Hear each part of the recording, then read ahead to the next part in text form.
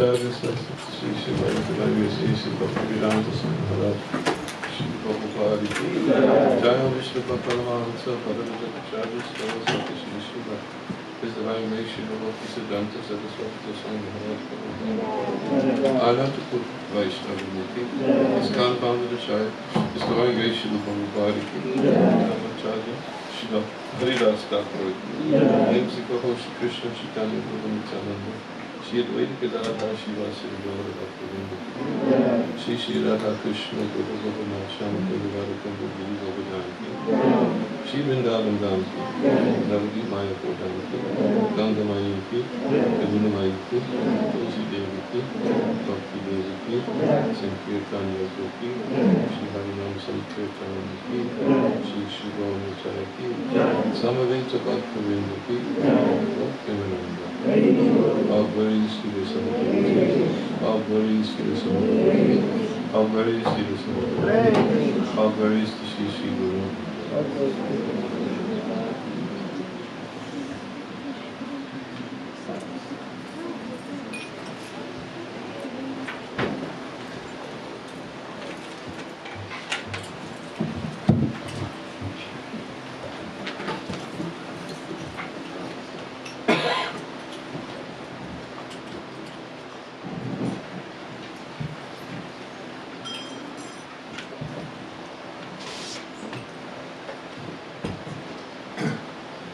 Jnanatimirandasya Niranjana Swami Chakshu Omniditam Yena Tasmai Shri Gurave Namaha Dukam Karoti Vasavam Amdam Mandayati Giri Gati Pata Mahamande Shri Gurave Nama Om Vishnu Padaya Krishna Prasthaya Bhutala Shrimate Bhaktivedanta Swami Nityananda Namaste Saraswati Devi Gauravani Vacharani Nirvisi Shashan Yogali Bhasta Jadi Sakarani Jai Shri Krishna Chaitanya Prabhu Nityananda Sri Advaita Gadadhar Shivasari Gaura Bhaktivinoda Hare Krishna Krishna Krishna Hare Hare Hare Rama Rama Rama Hare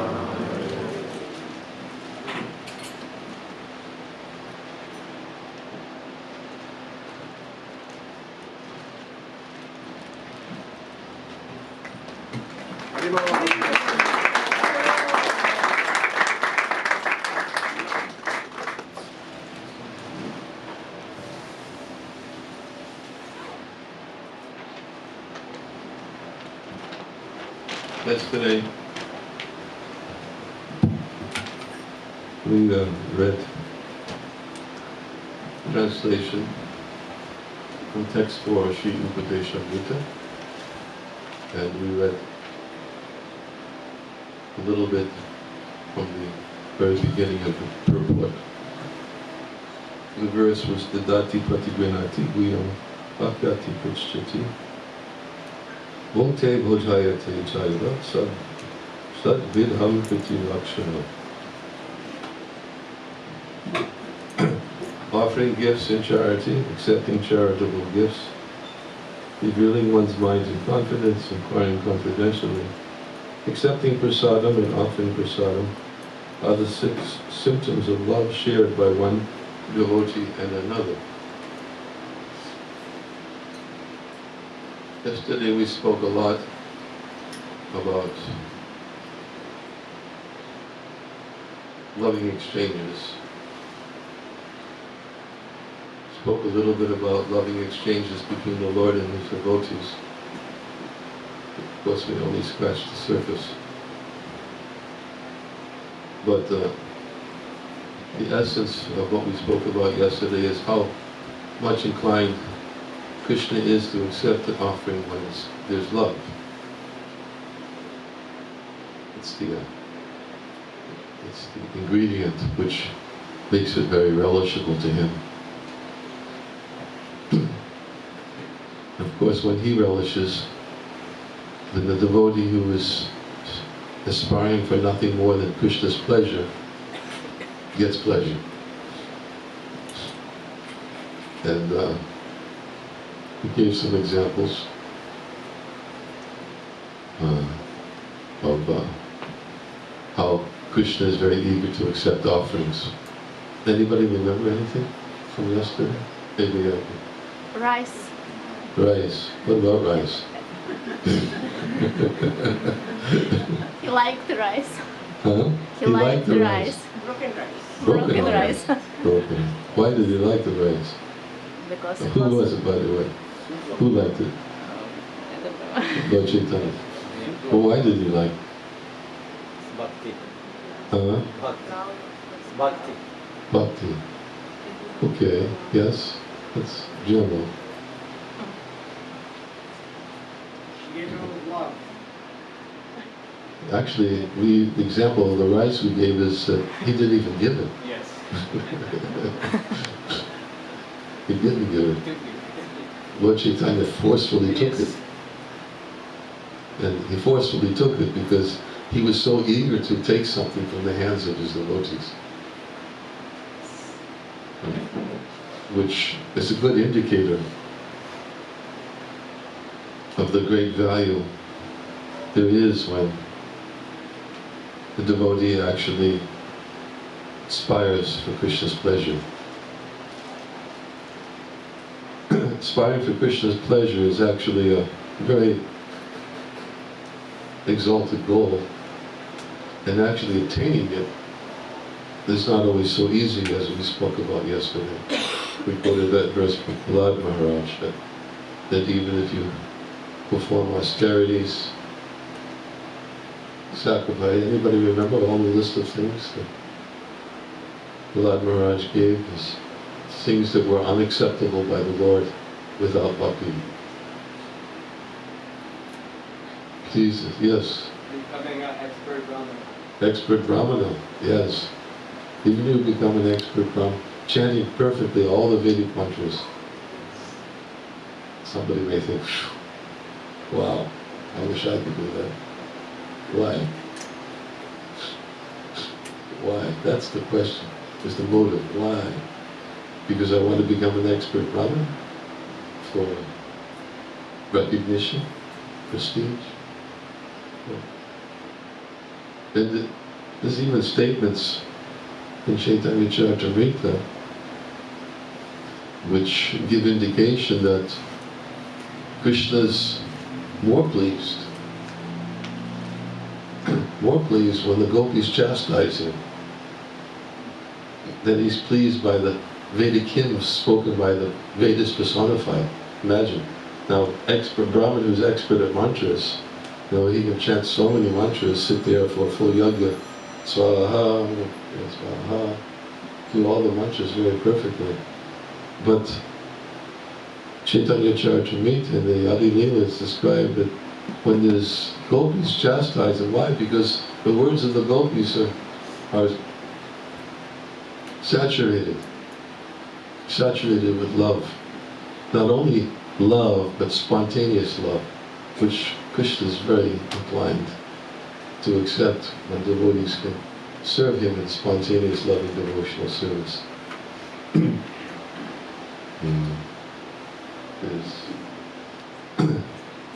Nayam Sukapo Bhagavan Dehinam Gopika Sutta.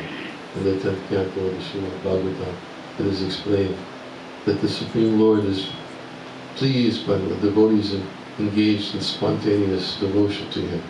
He's not so pleased even if one performs austerities, if some performs great sacrifices, but spontaneous devotion, he's so pleased that he becomes conquered by that spontaneous love. And become conquered means he becomes subordinate to that love.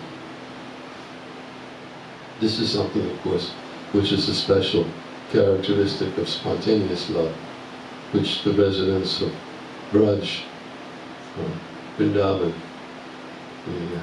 the local Vrindavan, they are always engaged in spontaneous love to the Supreme Lord.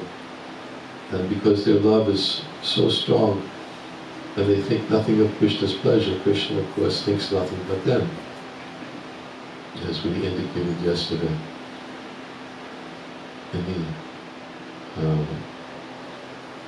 Srila Vishwanath Chakravarti Thakur explains, gives one example, that the devotees who love Krishna have a spontaneous affection. Their love is so powerful that actually Krishna sometimes becomes so overwhelmed by that love that he forgets he's God, which may sound like a,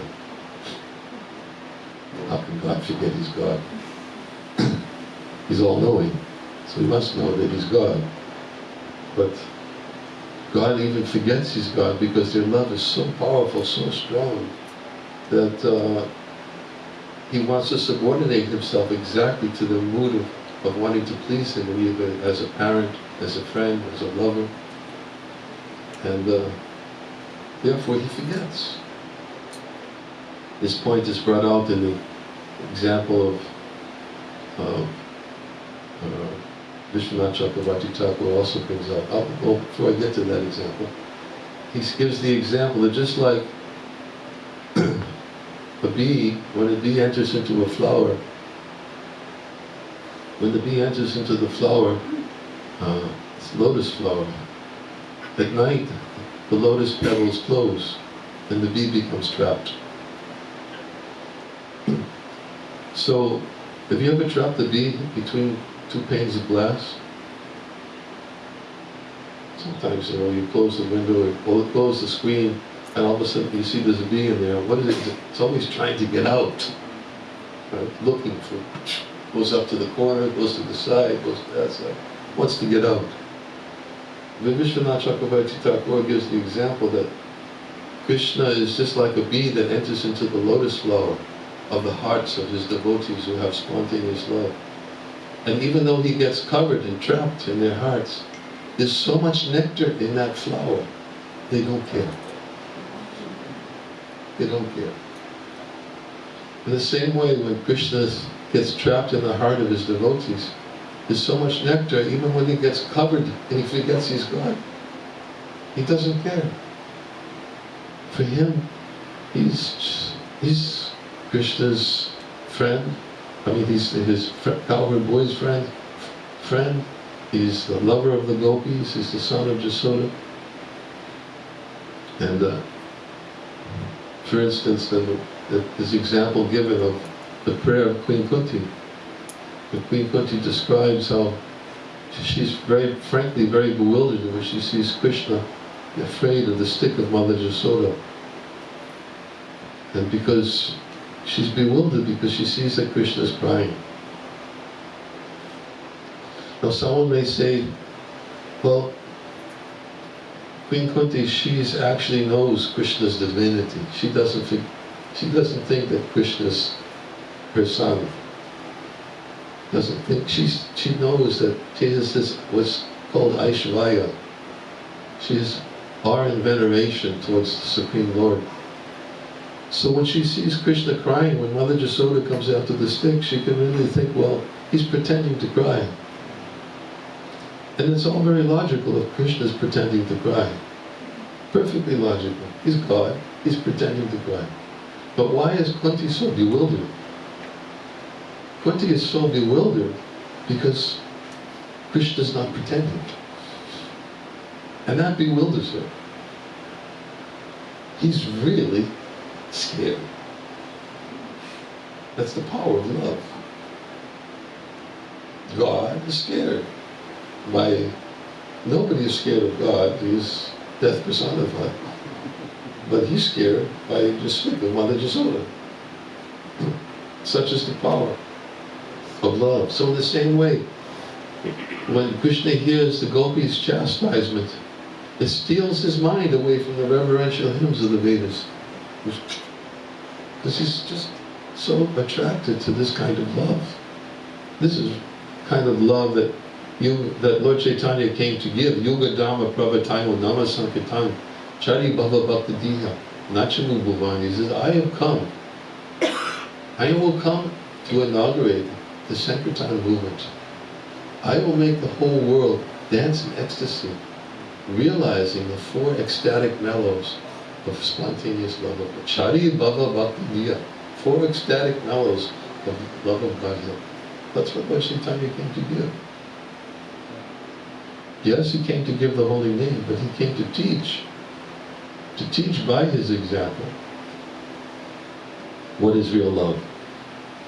Of course, we cannot imitate that. And by hearing these statements, we should not think that we in any way can imitate that level of love of God. But nonetheless, this is the kind of love that Lord Chaitanya came to give, and devotees to hear about this type of love which is manifested in the hearts of those devotees who worship Him, who serve Him in spontaneous love. Then its result is it awakens a desire and attraction within the heart. I'd like to serve Krishna in this way. He really relishes it. Relishes it so much. But we can't imitate. In the meantime, we have to hear and follow the regulative principles of Bhakti Yoga. Atachitang samadhatu nashiknosi maistiram abhyasa yogena tato manjapam dhananjaya. Krishna first tells Arjuna in the 12th chapter of Bhagavad Gita, you should always think of me. Always think of me. Just absorb in ecstatic love of me. But if you can't do that,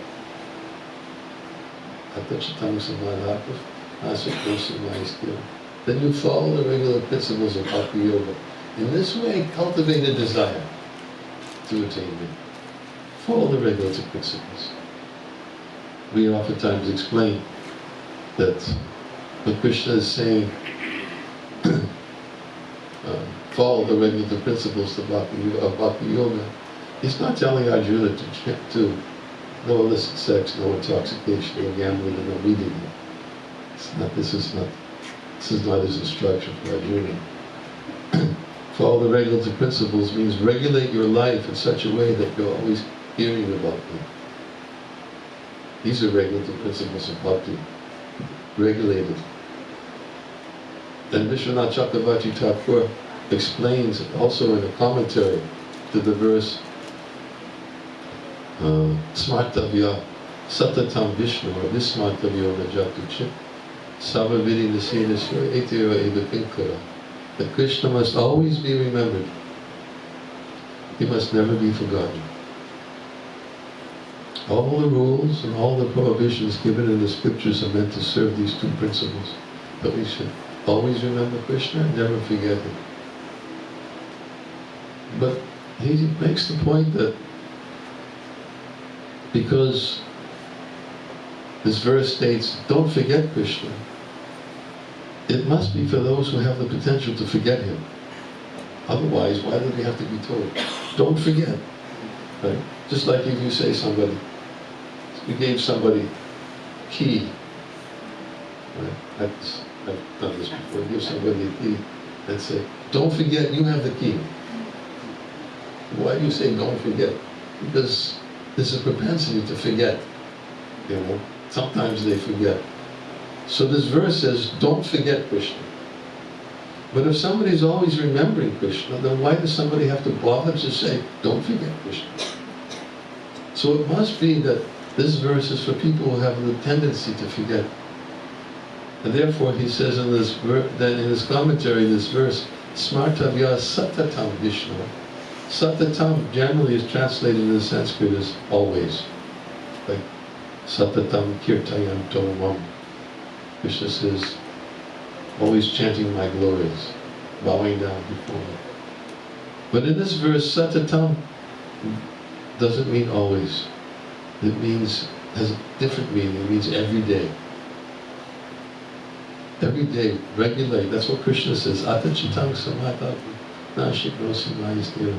Every day, regulate your life so that somehow or other, Krishna is there in your mind, in your thoughts, whether through your chanting, through your hearing, through your remembering, through your worship, through your befriending, whether it's surrendering everything, any of the one or all 9 of the processes of devotional service.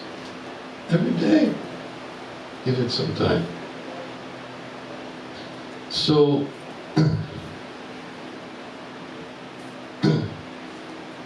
we were explaining that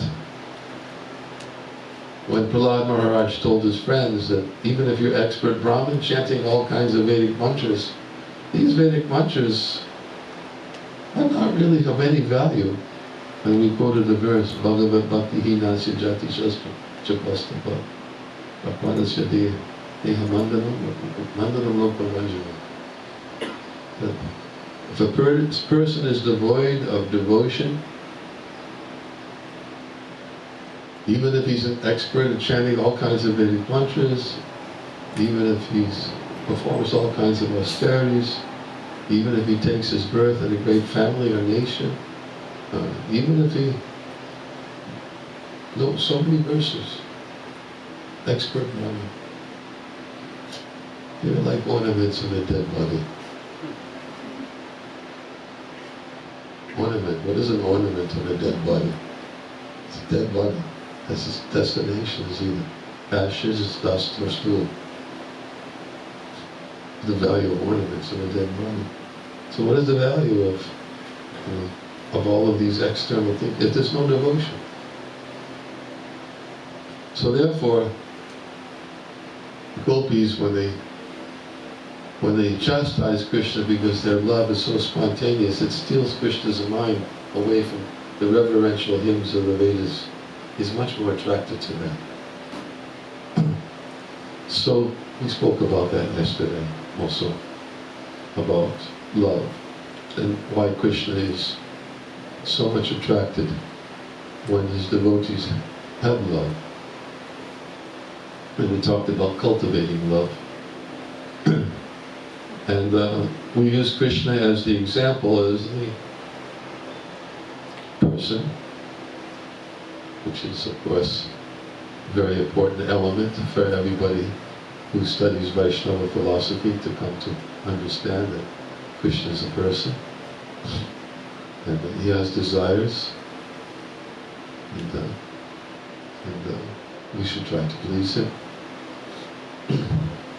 And so he sets the standard of loving relationships.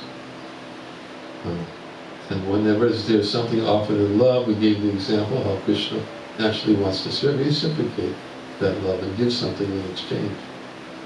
Does anyone remember the story we told yesterday of Javasa Muni and Maharaj Amrish, Lakshmi Muni? Huh? Well, what was the conclusion?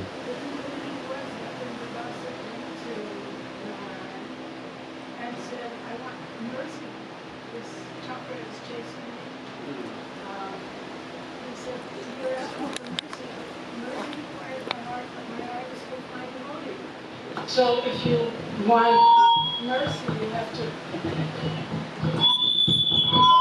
Wow. If you want mercy, then you have to go to Amrish, because he has my heart. And why did he give the heart? Amrish is such a wonderful devotee, and his heart was with Krishna was always in his heart. So therefore, he was always with Yes. hearts. He gave the heart because he wanted to give him something, and everything else he tried to give him. Amrish said, "No, just let me serve you."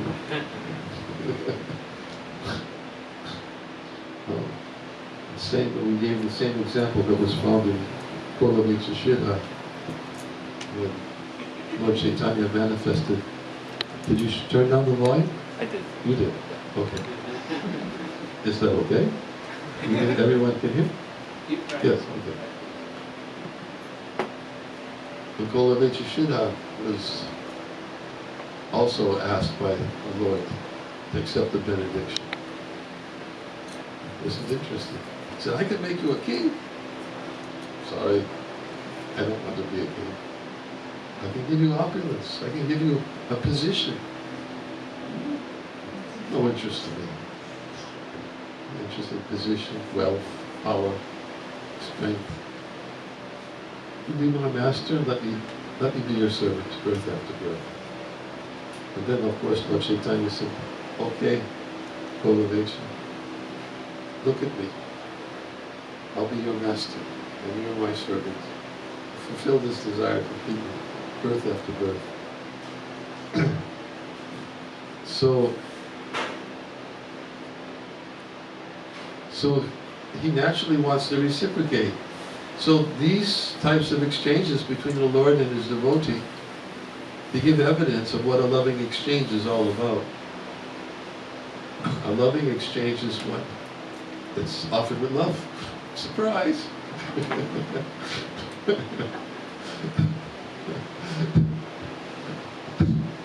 That's a loving exchange. When something is offered with love, and then when it's offered with love, then the person is thinking that, oh, just see how much love is in the offering. Let me accept. And naturally, when something is offered with love, the natural inclination of a devotee is, let me reciprocate. Let me offer something also with love.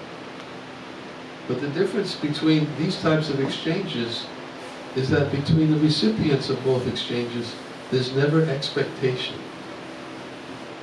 As soon as the expectation is there, then immediately that diminishes the quality of the offering, the way it was offered.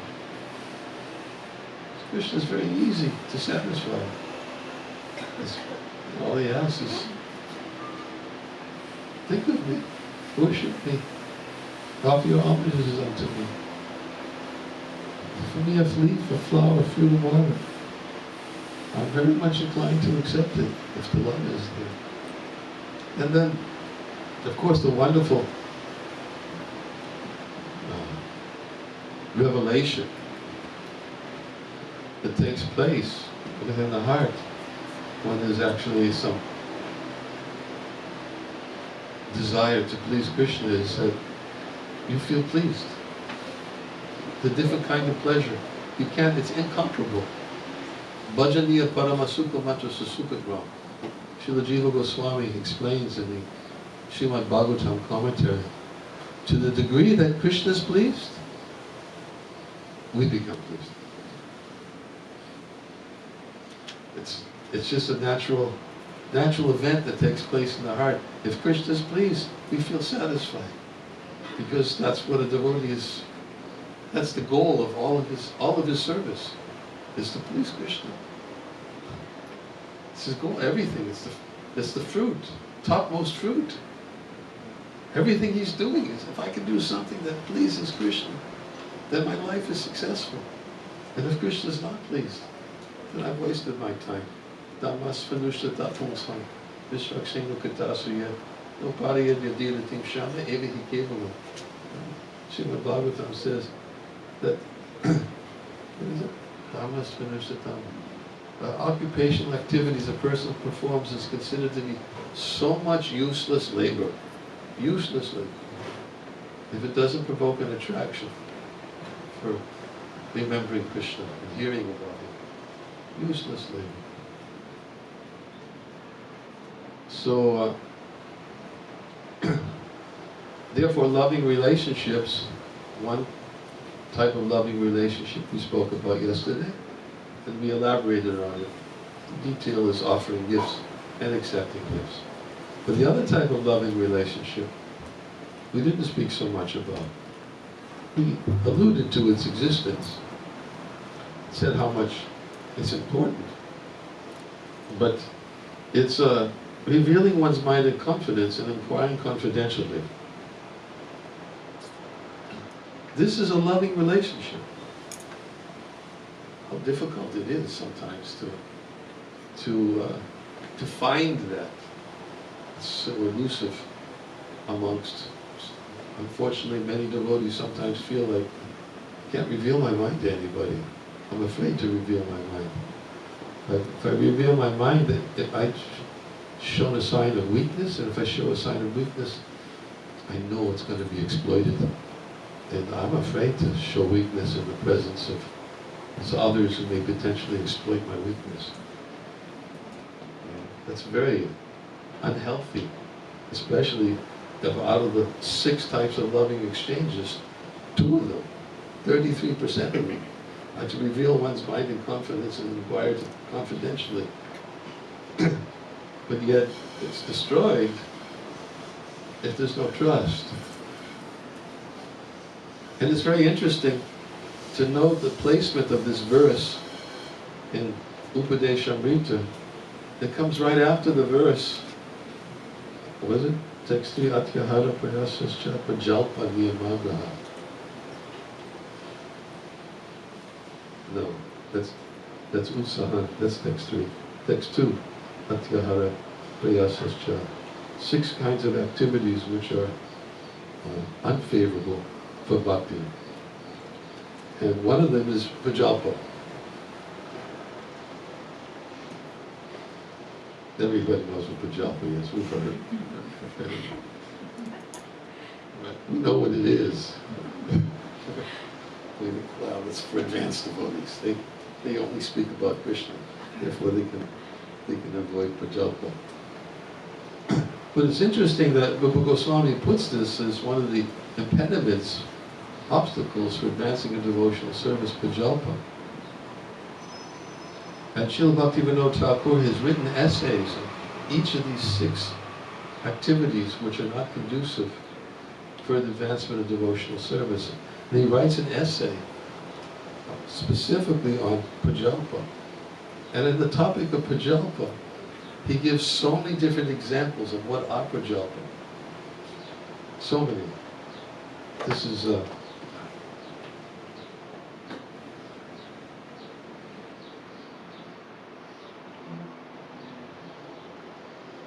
godless Prajalpas are impediments to devotional service. There are many types. One is called useless talk. I'll let you figure out for yourself what useless talk is. Another one is arguments. There's a whole, I'm not going to get into all of these. I'm only going to cover one of them. But although there's definitely, because arguments are considered to be like Prajalpa when they're useless. If they're arguments aimed for understanding what is Siddhanta, then these arguments are healthy. But sometimes people get into arguments for one reason only. They want to be right. And they'll argue forever until it's established they're right. Just like Prabhupada tells the story of the scissors and the knife, of the 2 men arguing amongst themselves. One man says, speaking about the object, that it's a scissors, and the other man says, no, it's a knife. And the other one says, no, it's a scissors, and the other one says, no, it's a knife. And the man was convinced it's a knife. He pushed the man into the water. And he fell into the water, and he started to go under. And then he put up his hands from out of the water as he was drowning.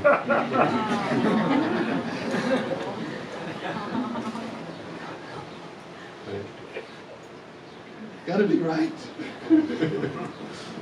So these are useless arguments, to argue just to be right. One should actually want to know the truth. And Lord Chaitanya, Kaviraj Goswami says in Chaitanya Charitamrita that it's healthy to try to understand what is the truth.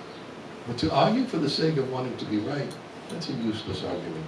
And Bhaktivinoda Thakur goes on and explains what useless arguments are. But that's not the topic for today. We're going to talk about. So, useless talks, arguments, gossip, Hare Krishna.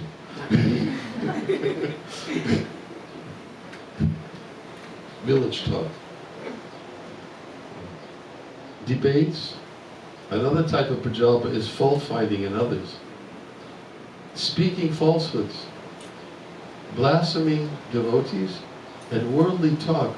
Are all called prajalpa. Now, as I said, there's a lot to be said on all of these, and Bhaktivinoda discusses it. But I'm going to talk about, because we're putting this into perspective, about revealing one's mind in confidence and inquiring confidentially. I'm going to talk about talking without reason about other people is extremely adverse to devotional service. This is, again, Bhaktivinoda. Without reason. I'm sure everyone will always find a reason.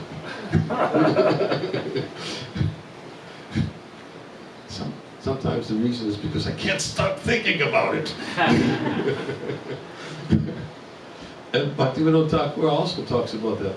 That people who speak about others without reason, he says their minds can never be peaceful. Never be peaceful. They can never think of Krishna, their minds can never be peaceful. Why? Because they're obsessed with their reason, because I can't stop it. And we have to ask ourselves, why can't I stop thinking about it? One may be because there's a need to correct the problem. Okay. And another reason is because it's a great way to not have to think about Krishna. It's a very, very wonderful opportunity to not have to think about Krishna. And he talks about this also. So I'm going to take advantage of the opportunity of being in an English-speaking audience. Usually where I am, I can't read something, and because it has to be, every sentence has to be translated. So I take advantage of an English-speaking audience and read something, and we'll comment a little bit about this because it's very relevant. Very, very relevant for having these two essential types of loving exchanges. If, of course, if that interests us. I believe it does. I hear it from a lot of people. You know, sometimes I hear devotees say, I'm so lonely. I'm physically present, physically around others, but at the same time I'm so lonely. But it doesn't have to be that way. It doesn't have to be that way at all. Let's read. Talking without reason about other people is extremely adverse to devotional service. Many people talk about others to establish their own reputation. I'm just reading it. I'm just a messenger, huh? You're lucky. That's why I'm taking advantage of reading. It's right there. Establish their own. Many people talk about others to establish, but you have to understand that speaking about others is a natural proclivity for the spirit soul. It's a natural proclivity.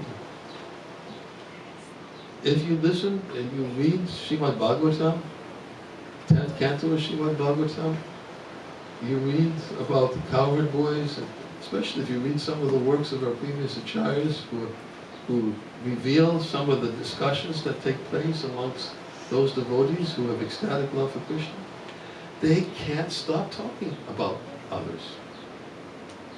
But the only thing is that other happens to be Krishna. So it's a natural proclivity to have the mind absorbed in thoughts of someone. That's what Krishna says. Always think of me. Always offer your prayers to me. Always worship me. Certainly you'll come to me. Krishna's, hello? Hello? You want to say something about somebody? Well, if you really want to say something about somebody, you'll find there's a lot to say about me. And not only that, the more you speak about me, the more your heart becomes cleansed. It's the natural purifying process. Because Krishna is Pavitra. And Krishna says, what is it? Naham tishtami vaikunti yoginam hirdiyeshu va. Tatta tishtami narada yatra gayanti madhva. He says to Narada, oh Narada, I'm not in the Vaikuntha planets. Of course he is in the Vaikuntha planets. But he's telling Narada, I'm not in the Vaikuntha planets, nor am I in the hearts of yogis. Of course, he is in the hearts of yogis also. But he's there manifested according to their desires. In Vaikuntha, he's Vaikuntha now. In the yogis, he's yogi now. But wherever the devotees are discussing my glories about my pastimes in the spiritual world, he's Krishna. He says, I'm not in the Vaikuntha planets, nor am I in the hearts of yogis, but wherever my devotees are discussing my glories, I'm there.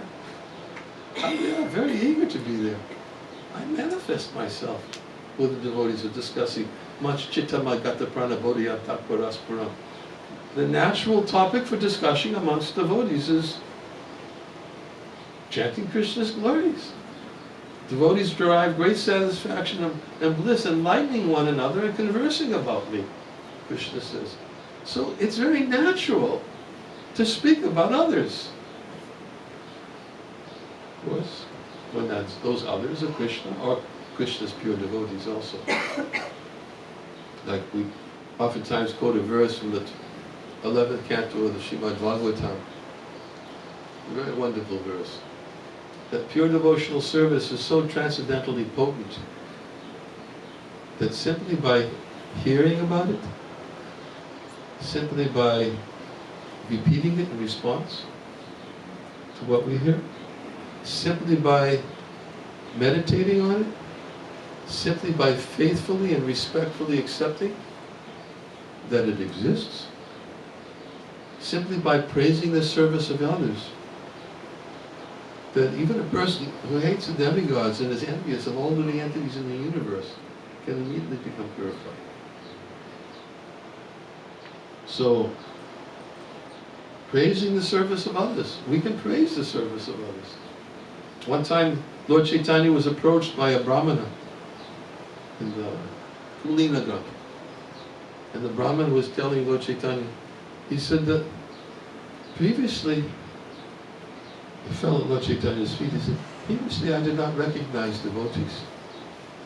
And I was thinking about devotees, and he was actually thinking about confessing this to Lord Chaitanya. I said, previously I was thinking about devotees, and I was minimizing them. I spoke harshly about devotees. I didn't understand their true value as I understand now. What should I do? How can I rectify myself from thinking this way? And Lord Chaitanya gave the example. He says, when a person drinks poison, he can counteract the effects of the poison by drinking the nectar of immortality. Ambrosia. Huh? Amrita. Yes. He says, similarly, for a person who has used his tongue to speak ill of devotees, with the same tongue, just as the person with the tongue drinks poison, he can drink Amrita. So with the same tongue, he should glorify the activities of the devotees. In this way, he can counteract. And he instructed this Brahmana, Kulinagram, this is how to overcome the effects of speaking ill of Vaishnavas. So, we can speak about others to glorify. And when we appreciate, just like yesterday we were giving the example that for a devotee who's a little introspective and knows that within his heart he sees that he has still so many anarthas, and if he sees somebody who doesn't have, or who seems to have overcome or has this anartha under control, then he serves that devotee. Because he wants to develop that same quality. Or sometimes he may hear another devotee speak about this devotee. Oh, this devotee, he never criticizes others, or something like that. Or this devotee, when he worships the deity, he's always on time, he's always punctual, he's always clean, he's always very conscientious about serving the deities with great care and attention. And when we hear that, we think, well, I'd like to serve the deities with great care and attention. Maybe I should learn how to serve the deities with great care and attention, and serve the devotees who serve the deities with great care and attention. In other words, there's some benefit to hearing about them. So, to speak about others for this purpose, that's okay. But if somebody is speaking about others, as we said, many people talk about others to establish their own reputation, not to establish. They think if they speak about others in a way to put them down, then I'm better. So, and therefore the next statement says, what is it? Being envious, some people are accustomed to discuss others' character. The minds of those who are busy in such topics can never be fixed on the lotus feet of Krishna. That's the evidence. Yeah, it's too disturbed. Because the mind has an excuse. Talking about others should be rejected in all respects. But there's some good prajalpas. And Bhaktivinoda Thakur will also go on to explain what's good talking about others. But in the practice of devotional service, there are many favorable topics that are faultless, even though they are about others. Okay. Feeling a little relief? It's okay to speak about others. But now he's going to define, give a definition, define the limits. In order to completely renounce talking about others, one needs to live in the forest. Why? Because there's no others to see, no others to talk about. But one is living in a society, sometimes topics need to be discussed. Now he's going to speak that two different types of practicing devotees are the householders and the renunciates. Of course, this is, renunciates who used to go to the forest. We have an exceptional circumstance somehow. We have renunciates, but at the same time, we find the renunciates are in managerial positions having to talk about others. It's Paradox. Paradox, yeah. Who said that? Yeah, paradox. But he's talking about the renunciates who go to the forest and live off roots and berries, and the tree bark, and worship the deity, and they don't they're socially dead. Socially dead. So I'm trying to put it in perspective. Different types of practicing devotees are the householders and the renunciates. Because the renunciates have no business whatsoever with sense enjoyment, they can give up talking about others in all respects. In other words, the renunciates just live by begging. They accept whatever it comes to them, and they accept what is necessary to maintain body and soul. They're not interested in accumulating more than is necessary to maintain body and soul, and because they've understood the principle, Nirbandha Krishna Sambandhe, Yuktam Bhairagya Uchite, to use everything in Krishna's service. That should be, of course, the principle, guideline to follow. Because the renunciates has no business whatsoever with sense enjoyment, they can give up talking about others in all respects. But because the householder is engaged in earning, saving, protecting, and maintaining the family, he cannot completely give up talking about others. It is best for him to live in a Krishna-conscious family life. When all one's material activities are related with Krishna, then even his unavoidable talk about others becomes sinless and a part of devotional practice in relation to Krishna. He should not talk about others in a way that is detrimental to anyone. He should talk about others only whatever little is necessary in his Krishna-conscious family. He should not talk about others without reason. Now he's going to give other reasons for talking about others.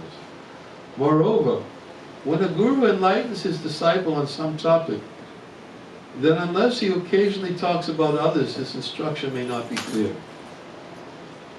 Like sometimes one has to try to make give an example, but should be very, very careful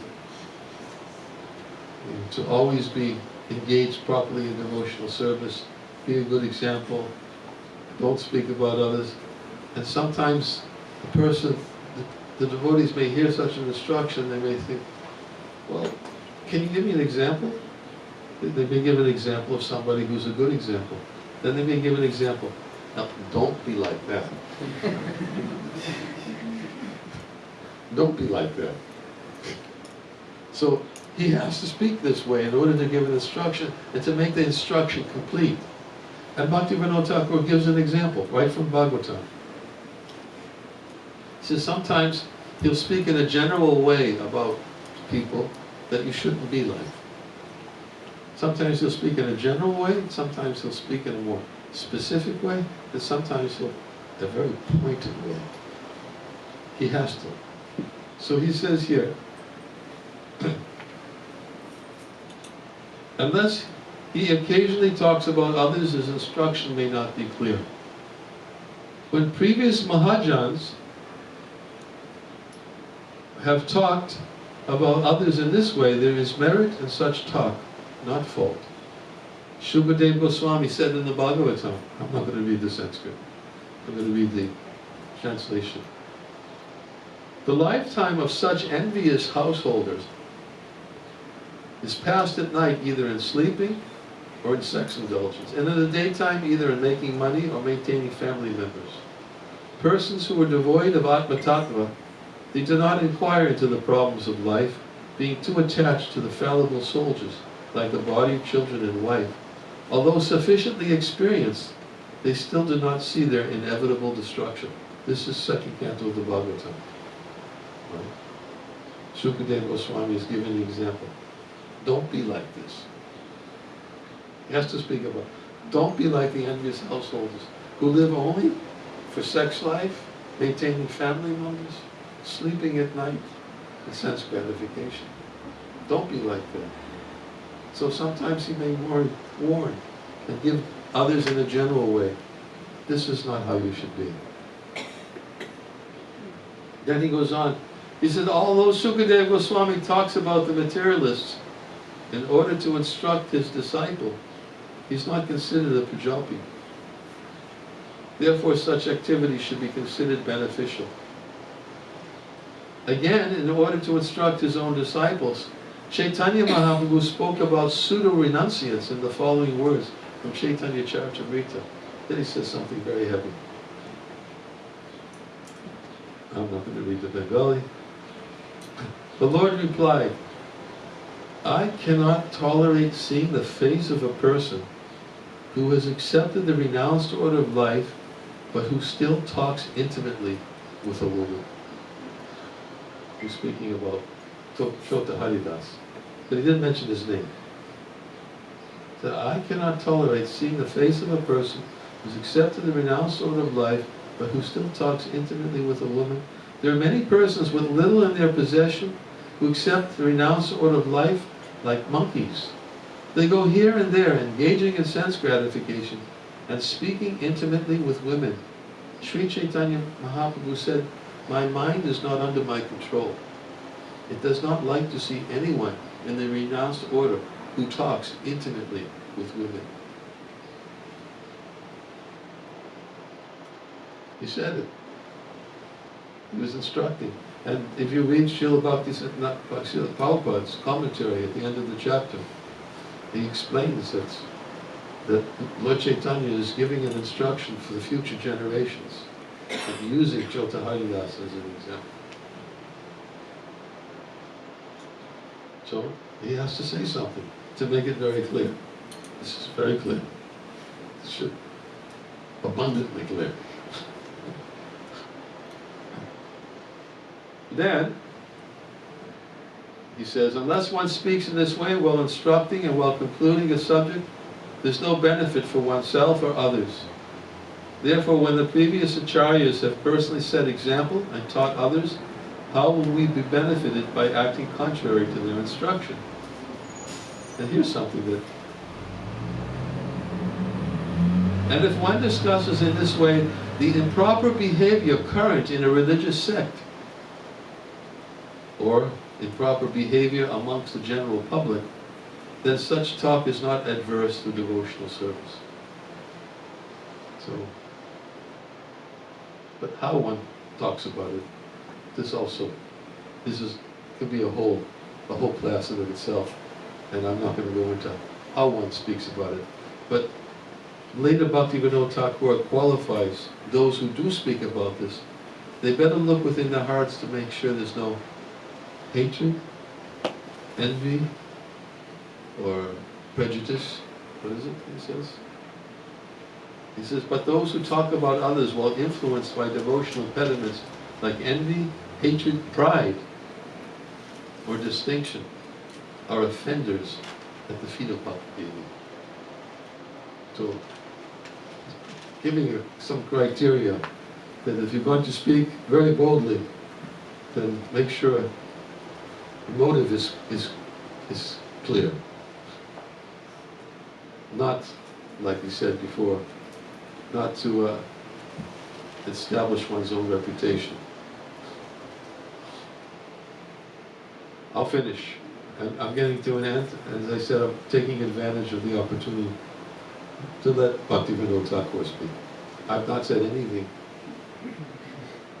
different than what he said. So he says, even if one sometimes talks about a particular person, there is no fault. In the Srimad Bhagavatam, Maitreya Muni, the foremost devotee, spoke about Vena Maharaj in this way, Sanskrit. The great sage Maitreya continued, thus the king who became unintelligent due to his sinful life and deviation from the right path became actually bereft of all good fortune. He could not accept the requests of the great sages which the sages put before him with great respect, and therefore he was condemned. Sri Maitreya needed to speak about others in this way. He spoke to his audience to instruct them. This is not prajalpa. The practicing devotee normally discusses ancient history and the association of devotees. Occasionally they talk about non-devotees. Such talk is always auspicious and favorable to devotional service. But those who talk about others while influenced by devotional impediments like envy, hatred, pride, or distinction are offenders at the feet of Bhakti Devi. This is the end of his commentary about unnecessarily speaking about others. The next is debate. We still have debate, arguments, gossip, all these other things. They're all elaborated on. And gives us a little sense. And why did I bring it up? Because if this is practiced, if there's a culture of controlling the urge to speak and not unnecessarily, speaking unnecessarily about others, speak only when it's necessary to tell somebody about others, then the capacity for having confidential discussions becomes greater, naturally greater. Because you trust, I'm living in a culture where people don't speak unnecessarily about others. It just simply has to be a culture where people, before they engage in the spontaneous propensity to speak about others, if they simply just think first and ask themselves, do I really need to say this? Do I really? This is a simple question. Do I mean, just put a little buffer between the mind and the tongue. Do I really need to say this? Is this the right person who needs to hear it? Am I actually thinking of the welfare of the person I'm speaking to? Am I actually free from envy, pride, and malice, hatred? Is this actually properly motivated? Do I really want to? And if we do, at least the sadhaka, this whole book, as we said, Sri Bhakti Loka, is addressed to sadhakas. Bhaktivinoda Thakur says it again and again. And he describes a sadhaka as one who does internal work. He does his own internal work. He works by looking within himself and asks himself these questions. There's an advantage to it, to ask himself this question. Why? Because I'm aspiring sadhaka. I want to be able to someday think of Krishna always remembering him. I want to someday have a peaceful mind where my mind can be more absorbed in thoughts of Krishna and his pastimes with his loving eternal associates, and being very, very eager and greedy to hear these topics instead of greedy to hear gossip. Something which is no tangible value, no need to discuss. And if a kind of culture actually begins to take root, it's very,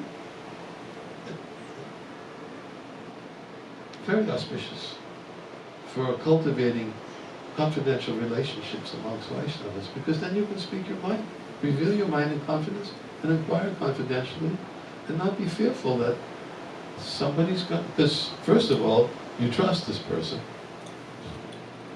There's a reason to trust this person. You feel convinced I have a reason to trust this person. I've heard so much about good reasons to trust this person.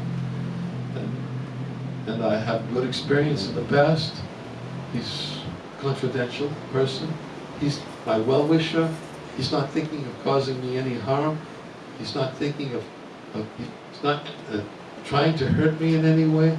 It takes a while to actually come to that kind of conviction, but when you actually find somebody, wow, it's a relief. This is what Chaitanya Charitamrita is all about. Now I can actually begin to understand Chaitanya Charitamrita when I hear about all these loving exchanges between Vaishnavas and how much they derive great satisfaction and bliss, serving each other, glorifying each other. Lord Chaitanya, when he begins speaking about his devotees, he begins glorifying them. Sometimes it's as if he has 5 mouths. He can't stop speaking about them. He relishes glorifying his devotees. He derives great pleasure from it. These are all indications of a healthy environment for cultivating spiritual life. And Bhaktivinoda Thakur, Bhaktivinoda Acharya, Vishwanath Chakravarti Thakur, Srila Bhakti Siddhanta Saraswati Thakur, and certainly Srila Prabhupada by his example. They all gave us the example of how to live in the association of devotees. And hopefully someday really begin to cultivate these types of loving exchanges which Rupa Goswami is speaking about here in the pages of Sri Upadeshamrita. I'm going to stop here. Does anybody have any questions or comments? I'm sure Lakshminath, yes? I'm always, he's real. I like it when you're here. Well, basically speaking,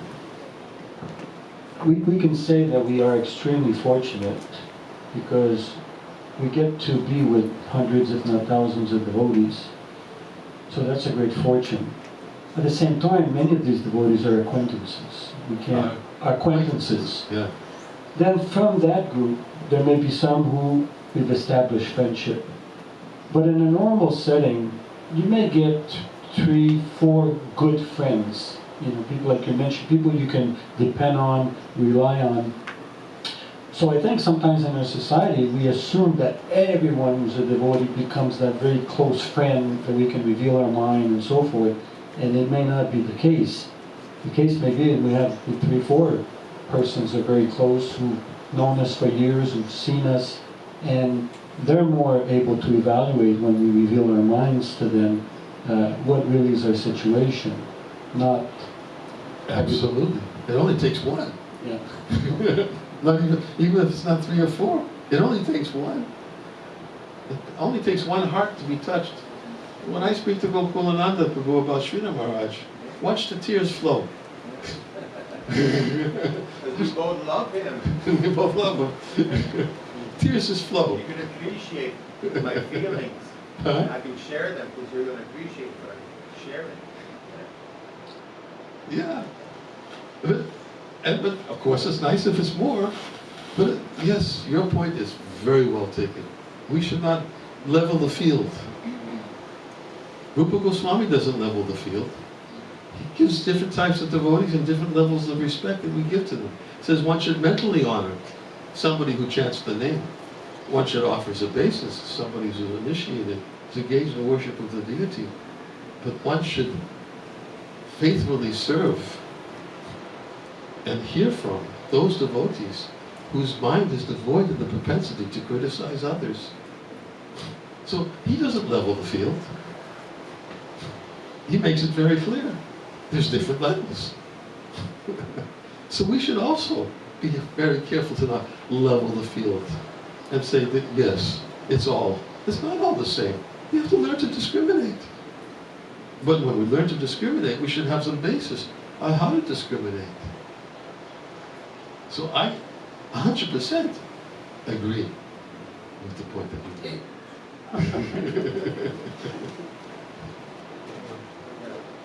No, but there's Lord Krishna in the Gita said, Sama Sarveshu Bhuteshu, that one should be kind or off. Gentle, learned Brahmin sees with equal vision. Is that the verse? No. Sama Sarveshu, yes, something like that. Sama Sarveshu Bhuteshu, that we have to cultivate the spiritual vision that everyone is a part of Krishna. And therefore, everyone deserves our respect, even if they're not devotees. Exactly. I respect. But there's different levels of respect. Yes. Bhaktivinoda Thakur actually describes in Chaitanya Shikshamrita, he describes different levels of respect that we give. He says, we can even respect, every human being deserves to be respected. But he says at first that a person who gets more respect is civilized human beings. Then civilized human beings, he says, the next level of respect is respect those who have a position. Just like if you read Chaitanya Charitamrita, why did Lord Chaitanya give respect to Chankazi? Because he had a position. Right? He respected him. He has a position, so the respect is even more. Then he says you respect somebody because they have a particular position in society. They may be a Brahmin. Then he said, then another level of respect is a renunciate, a sannyasi. He said, but beyond that is devotion. The highest level of respect is devotion. So he gives different levels of respect. Where do you place your respect? The biggest investment of that respect. You respect everyone. Lord Chaitanya actually raised, in Chaitanya Bhagavad, he's raising his hands, he declares, he said, please respect all living entities throughout the universes. They're my parts and parcels. He said, anyone who never criticizes any living being and chants my name, certainly I will deliver him. It's Chaitanya Bhagavad. And then he goes on to explain those persons who on one hand worship the deity, but at the same time criticize others, saying, because they don't see that I'm in the heart of all living beings. He says, like a person who washes my feet and with the other hand he beats me over the head with a club. So many places in Shastra. So respect, being ready to offer all respect to others, but there's different levels of respect. And therefore, I can define, according to Srila Jiva Goswami, Bhakti Sandarbha, he describes what is disrespect. He says disrespect is to willfully cause pain to another living being. That is disrespect. And he quotes a verse from the story of Avanti Brahman in the 11th canto of the Bhagavatam. Uddhava asked Krishna the question. He says, sometimes being insulted is really tough. How do you transcend it? And the whole story of the Avanti Brahman was a whole story that Krishna told Uddhava in Uddhava Gita, explaining about this Brahmin who was, really insulted. But he began the chapter with a verse that sharp arrows that pierce the chest and approach the heart are not as painful as the arrows of insulting words of the materialists which enter the heart and become lodged there. So Jiva Goswami says, he says, insulting words are more painful than having one's chest pierced with an arrow. It's more painful. Why? Because it becomes lodged in the heart. And therefore, he explains that to disrespect any living being is to willfully cause them pain, just like Narada Muni's instructions to Magari the hunter. When Magari was half killing the animal, Narada Muni instructed, why are you half killing them? You're a hunter by profession. Why don't you just kill them? When you half kill them, you're just willfully causing them pain. And when you willfully cause pain to another living being, those living beings are going to come back in the future and they're going to cause the same pain to you. So, to willfully cause pain to another living being is disrespect. So, we should never willfully cause pain to another living entity. And it's opposite, wishing the good for everyone. Yes. It's a spiritual benefit for everyone. Yes. That is the ultimate welfare. That's ultimate respect. Yeah. That's the ultimate respect. Why? Because Krishna is in the heart. Just like Lord Shiva and Daksha. Right? Daksha became so frustrated because Lord Shiva didn't offer him respect. Why? Because he thought, hey, wait a minute, I'm his father-in-law. He should get up when I'm in the assembly. And he became very angry and he cursed Lord Shiva. But Lord Shiva was already offering respect, because he was offering respect to the Lord in the heart of Daksha. He saw it in every... So therefore, he didn't get up. He was in a superior position, so he didn't get up to offer respect. So we offer respect by seeing the Lord in the heart also of all living beings. And therefore we preach. I just wanted to make another comment that I was reading a letter that Srila Bhaktisiddhanta wrote to one of his disciples. And in that letter he was saying, I have taken such a difficult task to having to criticize others. I do not know why you should take on such a difficult task. Thank you. Is that Advaitavani? Patramrita. It's a big black book that the Gaudiya Math printed. Which one? Who printed? The Gaudiya Math. Oh, that one. Yes. Okay, yeah, I'm familiar with it. Mandala. Yeah. Yes. Can we end here? Is it okay? And have a kirtan? One more. One more. One more. Okay. One more. Thank you so much, Ramesh, for the very relevant class. With regards to having that community with loving exchanges going on, what if there's the opposite, and one might experience someone with quarreling consciousness, where there's criticism of devotees or so on? How would one deal with that? And if there's no one to say, reveal your mind to, if someone's in that situation, any advice you could give on that front? Well, for part A of that question, just be a good example. That's the best way to deal with it. Be a good example that you show no interest in quarreling, idle talks, useless debates, gossip. Just show no interest in it. And you don't have to be offensive, just explain that I don't know what benefit I'll get from this conversation. I mean, I'm not telling everybody all of a sudden to shut everybody else up. It'll become, I can imagine the kind of offenses that will begin to manifest when everybody just tells everybody off.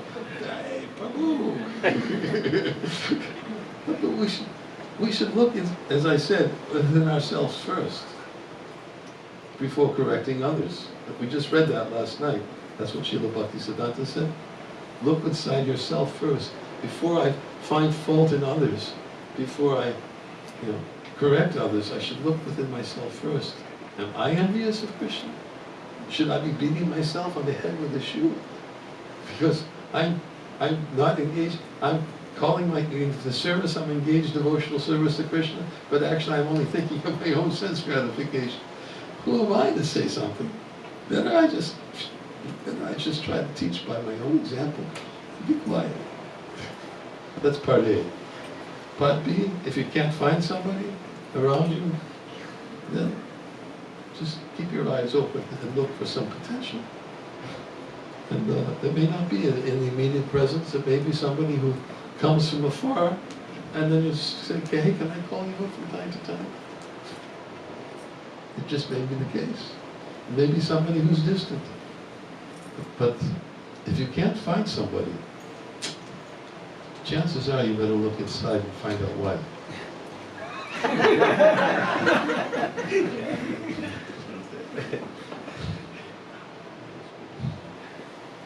Thank you very much. Hare Krishna.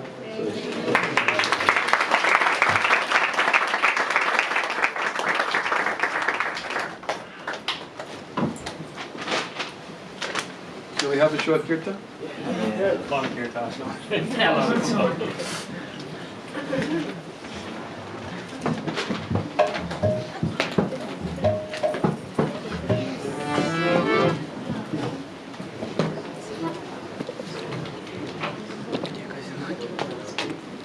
Я сейчас ими займусь. Их на столе. Хорошо, я выставлю.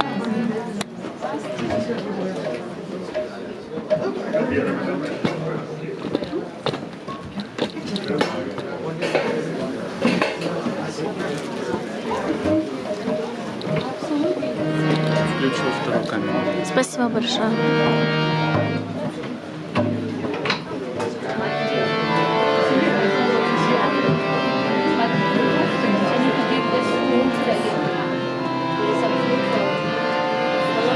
You can bring this.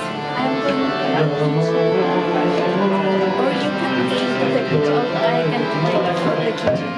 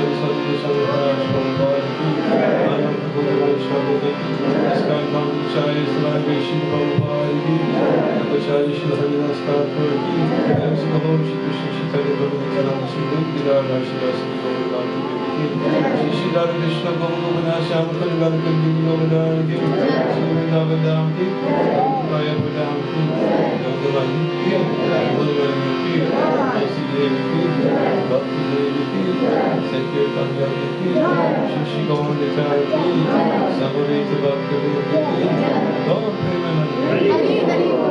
Amdari Sri Samadhi, Amdari Sri Samadhi, Amdari Sri Samadhi, Amdari Sri Shri Samadhi.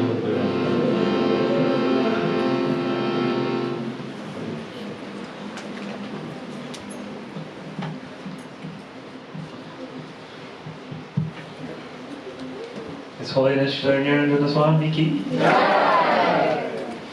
So thank you all so much for coming and joining us for this this weeks-long inspiring festival. It was really immersive, and I'd like to especially thank our guests that have been coming from afar, especially the senior devotees who have come from Montreal, and all of you, all of our Ottawa Yatra, and I wanted to also throw in a plug that we have been invited by our big brother or big sister temple in Montreal to come and participate in their Kirtan Mela. They're going to have a Kirtan, pardon me? Brajavilas, yeah. That's going to be happening tomorrow, and I believe it starts at 7 o'clock. Is that correct? 6 to 10. 6 to 10. 6 to 10. So devotees, if you want to come on out, we can arrange some maybe carpooling and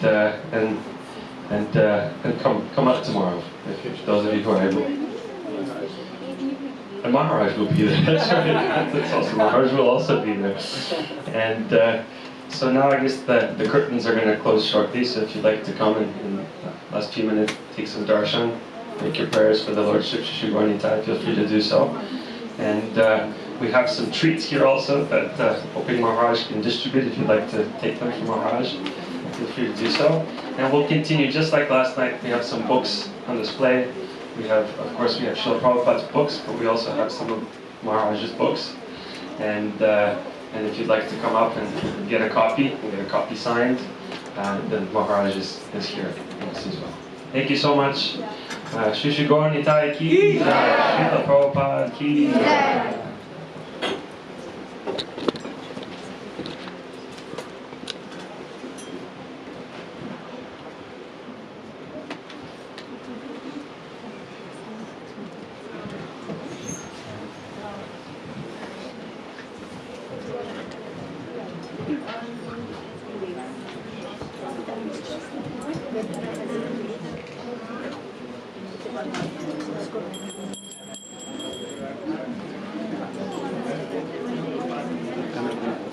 Сейчас я поверну, сейчас закрою.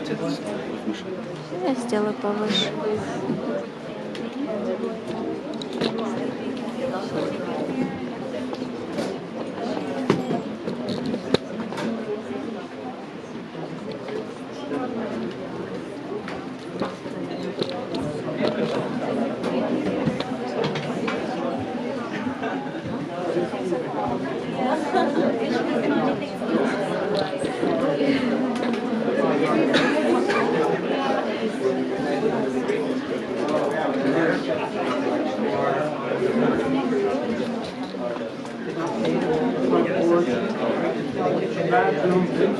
No, I didn't want Shri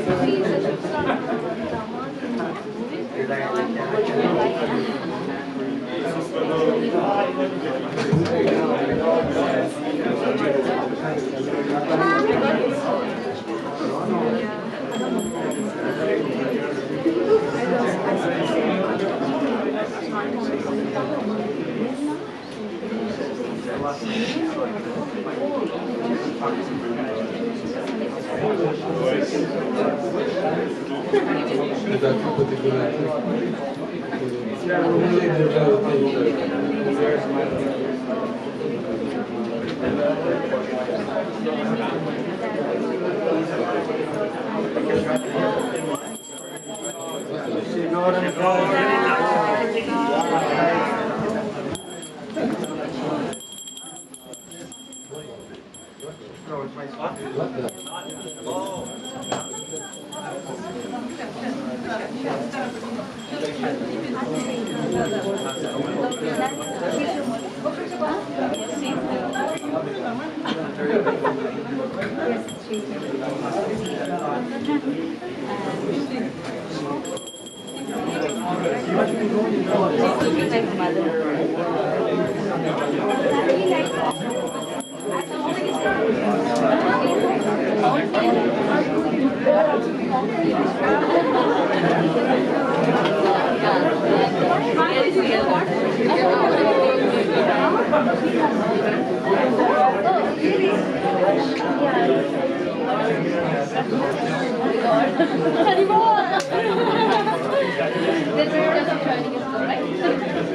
Because coming in contact with Krishna. Yeah, exactly.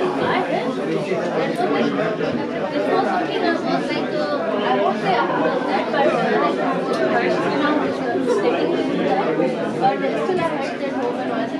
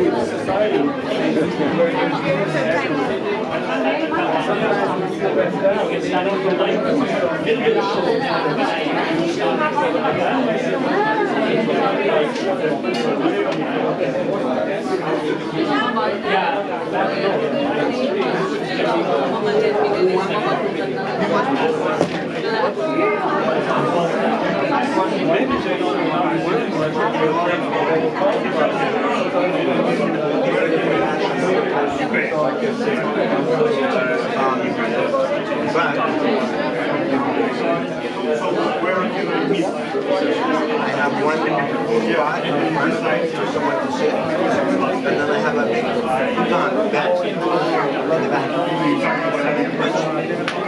Это можно отнести просто на раздачу. Technically speaking,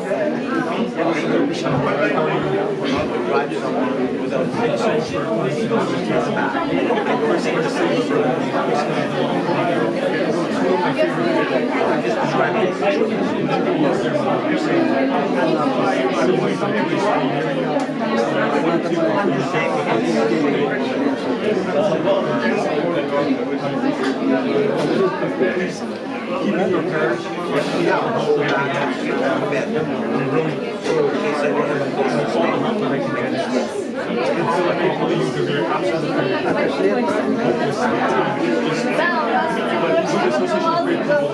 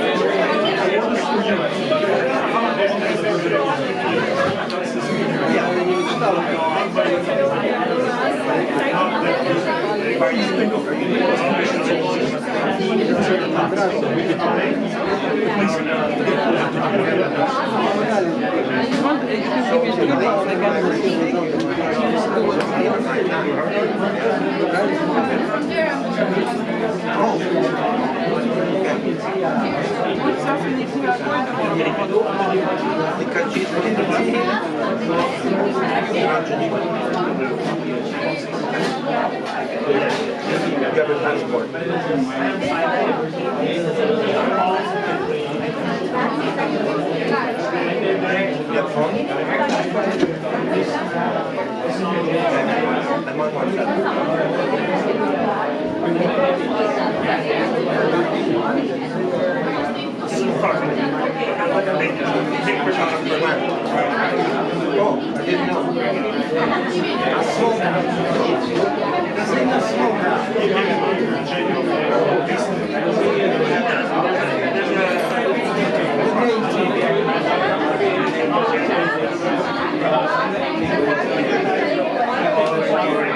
All 44 volumes. When I get Thank you so much.